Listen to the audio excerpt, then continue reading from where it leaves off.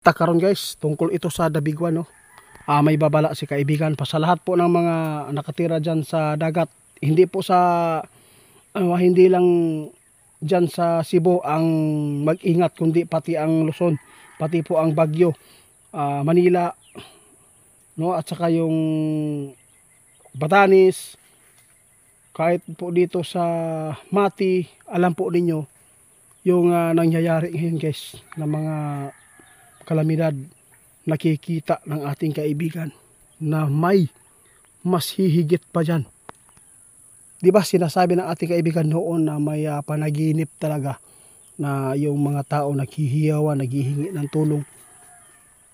Unti-unting nagaganap doon sa Cebu guys, sa totoo lang kaibigan.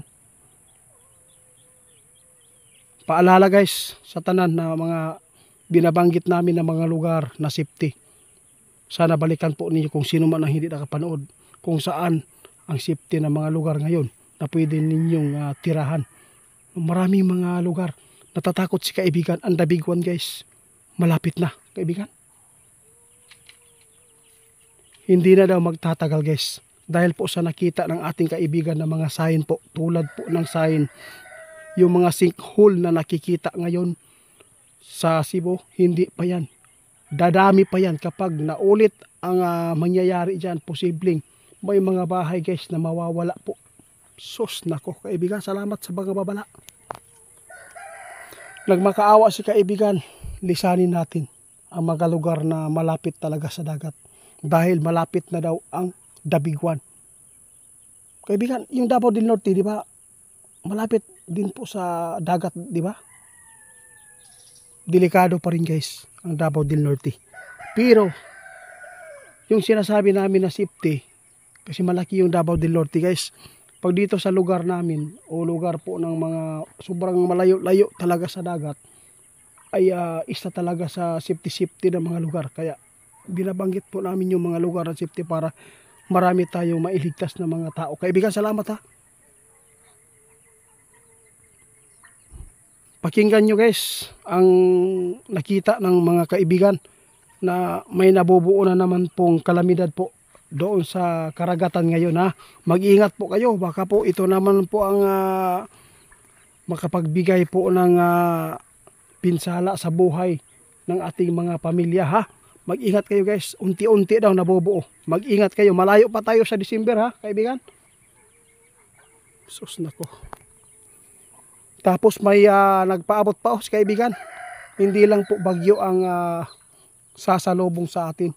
May lindol pa daw mararanasan ngayon guys. May mga lugar pa rin matatamaan daw ng lindol. Nakita ng mga duwende ngayon. Kaibigan, salamat po sa mga impormasyon na yung binigay ngayon po. Wala pong ano man yan kaibigan. Wala ano man yan. Oo, pasalamat po kami sa inyo dahil po isa po kayo dito sa nagbibigay. Alam po buwan nyo guys kung bakit po pinagmamalaki ko yung mga kaibigan natin. Kasi napakarami pong nag-chat sa atin na yung mga lugar po nila ngayon na ito ay tinamaan ng lindol, no? Talagang nakaalis po talaga guys. Marami po sila nakaalis doon. Ngayon po nagpasalamat po sila sa atin. Dahil nilisan po nila yung malapit sa dagat. Kung hindi daw sila umalis dyan, posible guys, ubos po talaga ang pamilya po daw nila. Yung bahay po nila na iniwan guys, tupok na tupok talaga. Sobrang pagka-destroy. Kaibigan, salamat ha. Hindi ako makalimot na magpapasalamat sa mga kaibigan natin guys. Kahit pabalik-balik yung pasalamat natin dahil po hindi natin inaasahan na may mga magbibigay sa atin ng mga paalala para silang tatay natin, di ba kaibigan? Oo. Sa lahat ng mga panood sa atin, pakishare ha, na ay nakita ang atong amigo na may tabo jud ang Dabiguan. Kung kiningasay na lumulutang yung tinatawag na sinkhole na nagpakita karon diha sa Cebu, muni ang mga sign guys na naadyoy pag sunod anin ng mga lindol na kusog. Kaya pasensya na yun mo guys kung ingani yun ang amo ang ipaabot sa inyo ha.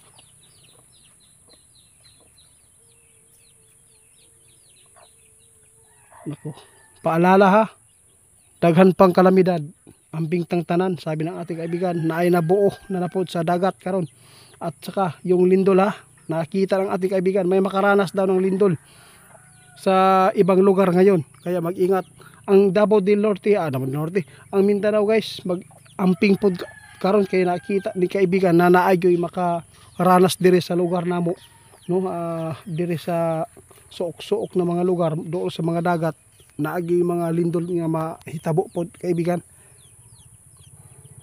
Sige po, o salamat po, salamat guys. Si kaibigan guys, nagmamadali na, ipinatawag po ngayon dahil siguro sa mga pangyayaring nagaganap po dito sa atin. Salamat ng kaibigan guys, tungkol kay isa sila sa mga duwinti na maluoy og tao, na dili gusto sila na ay mahitabo. Condolence di ay sa mga tao na kung naama ko yung mga followers na nahitabuan diha ng mga kinabuhi nilang nakalas tungod aning lindol. Kuan mo, maging matatag kayo lagi ha. Huwag kayong magpadala sa mga pagsulay o pag-challenge sa atong kinabuhi, no? Sinusubukan lagi tayo kung gaano po ba tayo katatag na manalangin.